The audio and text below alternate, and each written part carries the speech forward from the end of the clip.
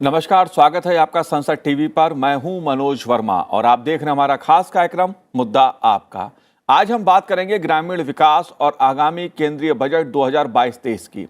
ग्रामीण विकास का मुद्दा सीधे सीधे देश के विकास से जुड़ा है, कारण भारत गांव में बसता है, अतः ग्रामीण विकास सबसे अधिक महत्व रखता है। पिछले आम बजट में ग्रामीण अर्थव्यवस्था को मजबूती देने के लिए गांव, गरीब और किसान पर फोकस किया गया था।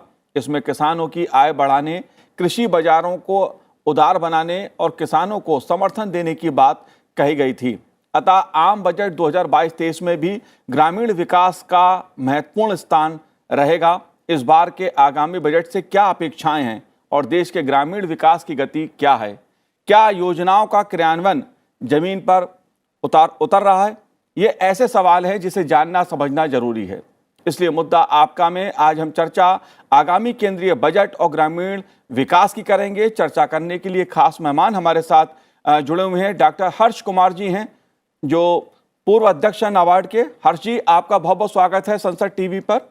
नमस्कार जी, नमस्कार। हम बात करेंगे डॉक्टर अशोक विशन दास जी से, जो निदेशक हैं EGROW फाउंडेशन के। अशोक जी, आपका भी बहुत बहुत स्वागत है। और ग्रामीण विकास को समझने की कोशिश करेंगे प्रोफेसर विवेक कुमार जी से, जो IIT दिल्ली से हमारे साथ जुड़े हुए हैं। विवेक जी, आपका भी स्वागत है। हम समझने की कोशिश करेंगे ग्रामीण अर्थव्यवस्था का जो मुद्दा है वो कितना अहम है। प्रोफेसर विवेक कुमार जी, आप कैसे देखते हैं ग्रामीण विकास, और जब हम बजट की बात कर रहे हैं तो आगामी बजट से आपकी क्या अपेक्षाएं हैं? धन्यवाद मनोज जी। देखिए, जब हम ग्रामीण विकास की बात कर रहे हैं आज 2022 में, तो जो एक ग्रामीण विकास को देखने का एक जो पैमाना था और जो पहले दशकों में जिस तरह से हम लोग एक आइसोलेशन में, एक साइलोज में जिस तरह से ग्रामीण विकास को देखते रहे, वो पैमाना अब बदला है। और ग्रामीण विकास की यदि हम बात करें तो विभिन्न क्षेत्रों में, जैसे आधारभूत ढांचा है उसका जो क्षेत्र है, जैसे मान लीजिए मैं रेलवे की बात करूं या सड़क परिवहन की बात करूं या अन्य क्षेत्रों की बात करूं, तो एक पूरा फोकस नजर आता है जिसमें इस तरह के बजट एलोकेशन या इस तरह की योजनाओं को सम्मिलित किया जाता है, जिससे कि एक ग्रामीण विकास की एक प्रक्रिया इंटीग्रेटेड वे में की जा सके। जहां तक मिनिस्ट्री ऑफ रूरल डेवलपमेंट के बजट का प्रश्न है, तो जो एक सपोर्ट की आवश्यकता है, जो एक विशेष समर्थन की आवश्यकता है, उसके नाते से किया जाता है। जैसे मान लीजिए मैं मिनिस्ट्री ऑफ रूरल डेवलपमेंट के अपने बजट की बात करूं, तो एक बड़ा भाग मनरेगा के माध्यम से जो एक ग्रामीण क्षेत्रों में जो एक बेरोजगारी की समस्या है, जो रोजगार दिए जाने की एक जो प्रक्रिया है, उसके नाते से काफी बड़ा बजट उसके माध्यम से दिया जाता है। लेकिन यदि मैं सरकार की मंशा को जिस तरह से हम पिछले 6-7 वर्षों में देख रहे हैं, चाहे वो ये जो नई मुंबई दिल्ली मुंबई राजमार्ग जो नया बनने वाला है, जिस तरह से वो पिछड़े जिलों से होकर गुजर रहा है, तो वहां पर विकास किस तरह से आएगा उसके माध्यम से, या एस्पिरेशनल डिस्ट्रिक्ट्स पे जिस तरह से फोकस किया जा रहा है। और पिछले 2018 से नीति आयोग के माध्यम से एक पूरी योजना बनाकर उस पर काम किया जा रहा है। तो मैं समझता हूँ कि ग्रामीण विकास को एक अलग से देखने का जो सिलसिला चला आ रहा था वो टूटा है, और सभी प्रकार के डिपार्टमेंट्स में, मिनिस्ट्रीज में एस्पिरेशनल डिस्ट्रिक्ट्स कहें या पिछड़े क्षेत्रों को कहें या ग्रामीण क्षेत्रों को कहें, तो उनके लिए एक फोकस अलग से किया जा रहा है। भारतीय रेल की मैंने बात की, भारतीय रेल में भी जिस तरह का ये डेडिकेटेड फ्रेट कॉरिडोर की हम आज बात कर रहे हैं, पहले सिर्फ हम पैसेंजर ट्रेन की बात करते थे, लेकिन ये जो डेडिकेटेड फ्रेट कॉरिडोर्स जो बन रहे हैं और जो प्रस्तावित है, ये सारे इस तरह की योजनाएं हैं जो कि ग्रामीण क्षेत्रों में या स्पेशली जो पिछड़े क्षेत्र हैं, जाहिर सी बात है में बहुत मदद करें। जाहिर सी बात है। मेरा ऐसा मानना है कि यदि हम ग्रामीण विकास की संभावनाओं को तलाश रहे हैं, तो एक इंटीग्रेटेड वे में हमें सोचना पड़ेगा। जी बिल्कुल, मिनिस्ट्री ऑफ रूरल डेवलपमेंट के बजट से हम इसका आकलन नहीं कर पाएंगे। जी बिल्कुल विवेक जी, बिल्कुल विवेक जी। जब हम बात करते हैं ग्रामीण विकास की, जब बात करते हैं तो उससे कृषि क्षेत्र भी जुड़ा हुआ है। तमाम पहलू ग्रामीण विकास से जुड़े हुए हैं, जैसा माना जाता है, कहा जाता है। असली भारत गांव में ही बसता है और गांव का विकास ही असल में देश का विकास है।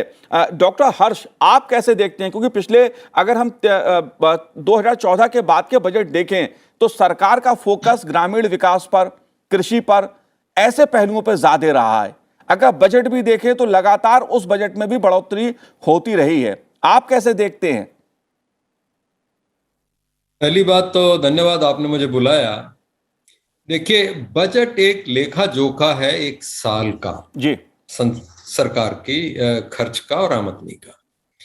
लेकिन इसको बजट सिर्फ लेखे जोखे के तौर पे ना देख करके ये सरकार की मंशा को जरूर दिखाता है, इसलिए बड़ा महत्वपूर्ण है।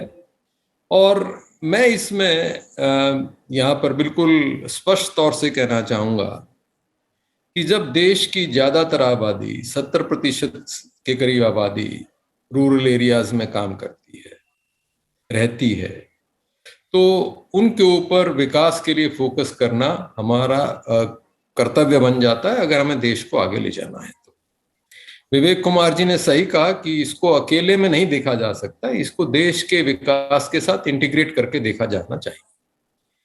और ये ना ही किसी एक पर्टिकुलर डिपार्टमेंट का बजट है, इसके अंदर सेंट्रल गवर्नमेंट के बजट के साथ साथ स्टेट गवर्नमेंट्स के भी अपने बजट्स हैं जो उसमें रूरल विकास के अंदर, ग्रामीण विकास के अंदर योगदान देते हैं। तो कृषि जो है, अभी हमने एनएसएसओ का भी एक सर्वे आया है और नाबार्ड के द्वारा भी एक नाबार्ड फाइनेंशियल इंक्लूजन सर्वे कराया गया था 3-4 साल पहले। एक बात उसमें स्पष्ट आती है कि एक ग्रामीण जो हाउस होल्ड है उसकी इनकम सिर्फ कृषि से नहीं आती, कृषि के अलावा भी दूसरी चीजों से आती है। जी, तो कृषि से करीब 40% एक रूरल हाउस होल्ड की आमदनी आती है। बाकी उसके अलावा लेबर के तौर पे वो अलग अलग जगह से आमदनी जुटाता है और दूसरे उसके स्रोत हैं जो नॉन फार्म सेक्टर वगैरह के एरिया से उसको जुटाता है। तो आप पाएंगे कि लेबर को प्रदान करने वाला सबसे बड़ा प्रोग्राम है मनरेगा, तो उसका आउटले बढ़ना चाहिए। बिल्कुल सही कहा, क्योंकि कोविड महामारी के बाद से ग्रामीण क्षेत्र में रोजगार के अवसर और बढ़ाने की आवश्यकता है।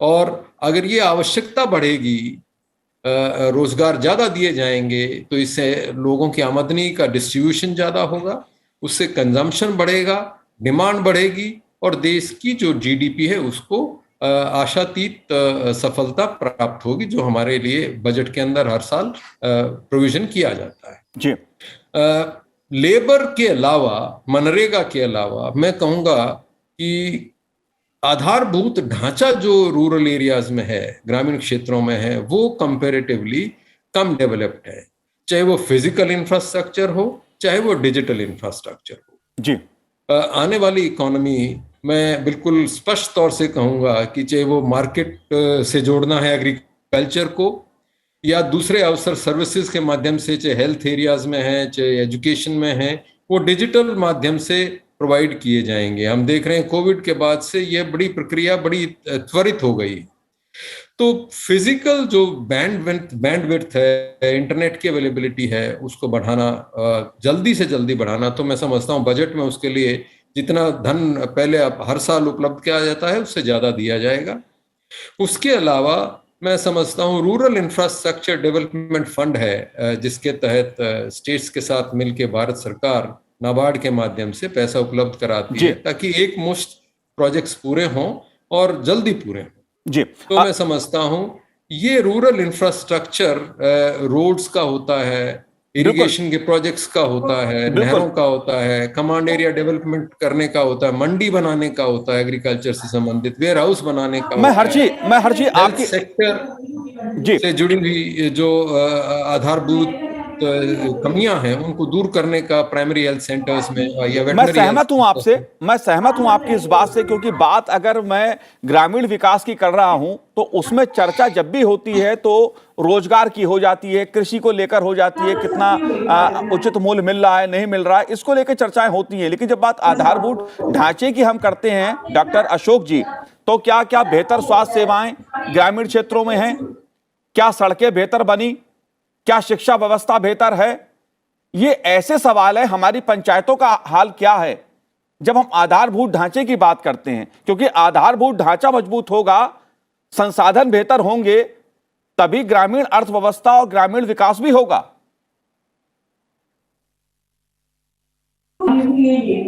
जी अशोक जी।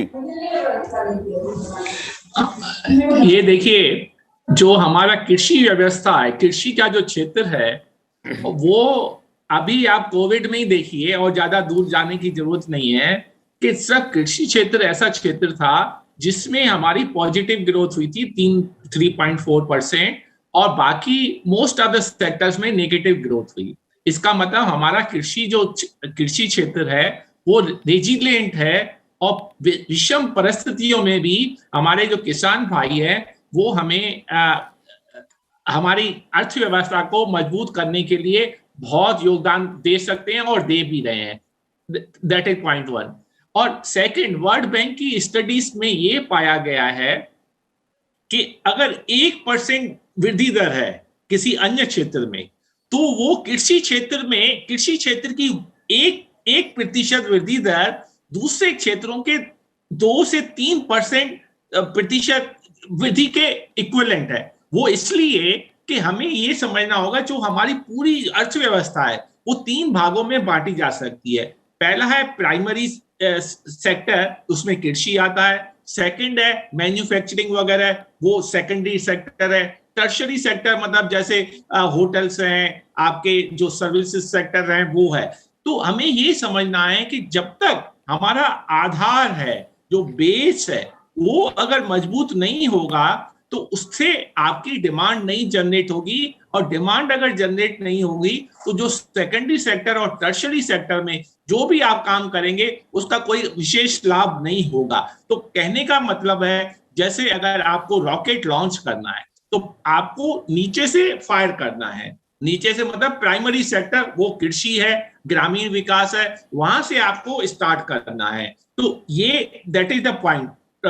नाउ क्या है कि जो कृषि क्षेत्र में बहुत हमारा जो करीब 68%, 68% लोग हमारे गांव में रहते हैं, तो वहां पे हमें ज्यादा तवज्जो देनी है। अब हमारे लिए एक तरह से ये अच्छी बात है कि ग्रामीण विकास के लिए सरकार प्रयास करता है और ईमानदारी से कर भी रही है, लेकिन दूसरी तरफ से अगर इसको देखो तो ये भी दुर्भाग्य की बात है कि 75 साल के बाद भी, आजादी के 75 साल के बाद भी हम वो बात कर रहे हैं जो आज से 75 साल पहले हमें कर देनी चाहिए थी, या जो पहला दशक था आजादी के बाद 1947 से 57, लेकिन हम नहीं कर पाए। तो कहीं ना कहीं हमारी योजनाओं में कमी है, उनके क्रियान्वयन में कमी है, वो उस पे हमें विवेचन करना है। अब जहां अशोक कृषि का अशोक जी प्रोफेसर विवेक कुमार, हम आधारभूत ढांचे की जब बात करते हैं तो ग्रामीण जो विकास है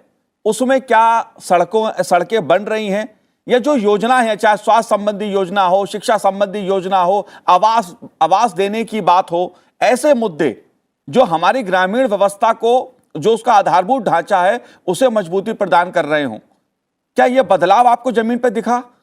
देखिए, ये बदलाव हो रहा है और ये बदलाव तेजी से दिख भी रहा है।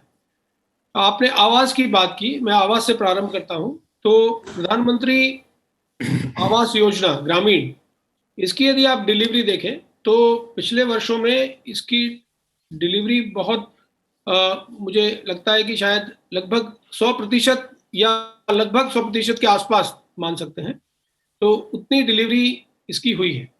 प्रधानमंत्री ग्रामीण सड़क योजना और जो बड़े नेशनल हाईवे प्रोजेक्ट्स हैं उनकी जो डिलीवरी है, वो बहुत सारे प्रोजेक्ट्स डिले भी हैं, लेकिन काफी सारे प्रोजेक्ट्स हैं जो टाइम पर चल रहे हैं कोविड की समस्या के बावजूद भी। जी, हेल्थ इंफ्रास्ट्रक्चर में हो सकता है कि यदि हम फिजिकल इंफ्रास्ट्रक्चर की बात करें, और वो भी एक बड़ा प्रश्न है कि कितना फिजिकल इंफ्रास्ट्रक्चर वायबल है एक ग्रामीण स्तर पर, लेकिन जो आयुष की अभी जो हमारा ये जो हेल्थ, जो स्वास्थ्य सेवाओं में जो बीमा का जो हमारी योजना है, वो भी बहुत सक्सेसफुली और लोगों ने उसका बहुत लाभ उठाया है। तो मुझे लगता है कि ये एक बड़ा परिवर्तन पिछले कुछ वर्षों में आया है। तेजी से इंफ्रास्ट्रक्चर डिमांड, जैसे बढ़ी है उस तरह से उसकी डिलीवरी भी बढ़ी है, और ये आगे भी रिफ्लेक्ट होगा। और जैसा कि पहले वक्ताओं ने भी कहा कि जब तक हम इंफ्रास्ट्रक्चर डेवलपमेंट की बात ग्रामीण क्षेत्रों में नहीं करेंगे, ग्रामीण विकास की बात करना बेमानी है। एक और मैं उदाहरण देता हूं, आपने स्वास्थ्य, आवास और इसका हवाला दिया, सड़कों का हवाला दिया, लेकिन एक बड़ी महत्वपूर्ण योजना है भारत सरकार ने, हर घर नल, एक ऐसा जो हमारा जल जीवन मिशन के माध्यम से जो हम 2025 तक हर घर में पेयजल की सुविधा उपलब्ध कराने का जो सरकार ने जो प्रयास किया है, और उसकी जो डिलीवरी है वो ये बताती है कि 2025 तक हम हर ग्रामीण क्षेत्रों में हर घर में एक फंक्शनल टैप कनेक्शन होगा। जी बिल्कुल। इससे स्वास्थ्य इंप्रूव करेगा, जी, इससे दर्जरी कम होगी, ये जी प्रोफेसर विवेक कुमार जी, आधारभूत परिवर्तन होगा जी। रूरल इलेक्ट्रिफिकेशन, जो गैप्स रह गए थे रूरल इलेक्ट्रिफिकेशन के, उनको एक मिशन मोड में जिस तरह से किया जा रहा है, और मुझे लगता है कि आगे आगामी 4-5 वर्षों में एक बड़ा परिवर्तन हम देखेंगे। जी अभी तक भी विवेक जी, अभी सर जी ने कहा कि बजट वास्तव में एक लेखा जोखा है, विवेक जी, लेकिन अभी तक हमारी परंपरा रही है कि हम बजट आता है तो हम लोग इंतजार करते हैं कि ग्रामीण क्षेत्र में कितना दिया है, उस क्षेत्र में कितना दिया। बेसिक आधारभूत सुविधाओं के लिए मुझे लगता है कि विवेक जी, मैं डॉक्टर हर्ष से जरा कुछ समझना चाहता हूं, आपके पास दोबारा आता हूं, क्योंकि बात मैं इसलिए आधारभूत ढांचे की कर रहा हूं क्योंकि ग्रामीण विकास की हम बात कर रहे हैं, और जब ग्रामीण विकास की बात होती है तो ठीक है, कृषि किसानों की आय दुगनी होनी चाहिए, किसान आर्थिक रूप से मजबूत होना चाहिए, ये बात बिल्कुल ठीक है, और सरकार इसके लिए भी प्रयास कर रही है। और ग्रामीण विकास और किसान एक दूसरे से अलग नहीं है, जुड़े हुए हैं।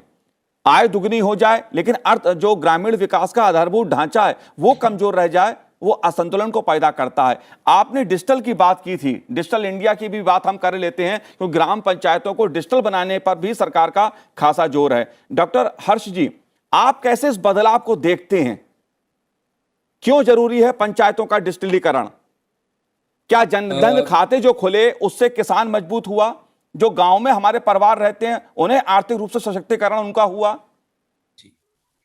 जी देखिए, हमारी सारी जो फाइनेंशियल अर्थव्यवस्था है धीरे धीरे वो डिजिटल होती जा रही है।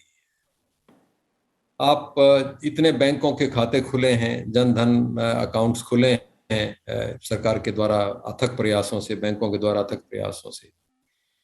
तो जब और उसके ऊपर जो ट्रांजैक्शन करने वाले हैं, चाहे वो डेबिट कार्ड्स हैं, रुपए कार्ड्स हैं, या मोबाइल के द्वारा यूपीआई के जो एप्स बनी है कि किसी भी बैंक से आप छोटे पेमेंट्स कर सकते हैं, तो ये सुविधाएं जो अर्थव्यवस्था को एक फिजिकल आधारभूत ढांचे को पेमेंट्स के थ्रू जोड़ती हैं, वो उसके ऊपर काफी सतत प्रयास हुए हैं पिछले कुछ दिनों के अंदर। और इसके कारण ग्रामीण क्षेत्र के अंदर लोगों के लिए ये जरूरी होता जा रहा है कि इंटरनेट की लगातार अच्छी सुविधा हो और बिजली जो है वो हर समय उनको मिलती रहे। इसके लिए सोलराइजेशन का भी एक जोरदार योगदान जो पंप सेट्स वगैरह में कुछ गवर्नमेंट्स में कुछ स्टेट्स में किया गया है, उसके अलावा भी जो घरों में बैठ करके जो सोलराइजेशन किया जा सकता है उसके ऊपर भी प्रयास होना चाहिए।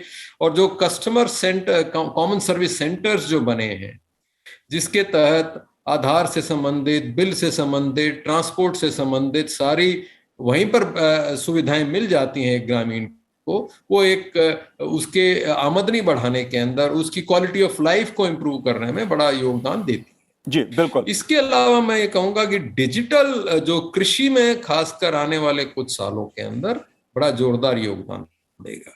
जी बिल्कुल। क्योंकि मार्केट तक पहुंचने का माध्यम डिजिटल माध्यम हो गया है। जी, दूर बैठे आप अपनी क्वालिटी को बता पाएं, अपनी फसल को दिखा पाएं, प्राइसेस के बारे में आपको ज्ञान हो, और दूसरे एक्सचेंजेस या एफपीओज के माध्यम से आप काम कर सकते हो। आई थिंक ये सारी चीजें ऐसी जी, इस दिशा में भी खासा काम हुआ है डॉक्टर हर्ष जी। में डिजिटल आधारभूत ढांचा चाहती हैं। इस दिशा में भी और उसके साथ बड़े लोग जो पॉलिसी मेकर्स हैं और दूसरे लोग हैं वो संवाद कर पाते हैं, देख पाते हैं, मॉनिटरिंग अच्छी होती है।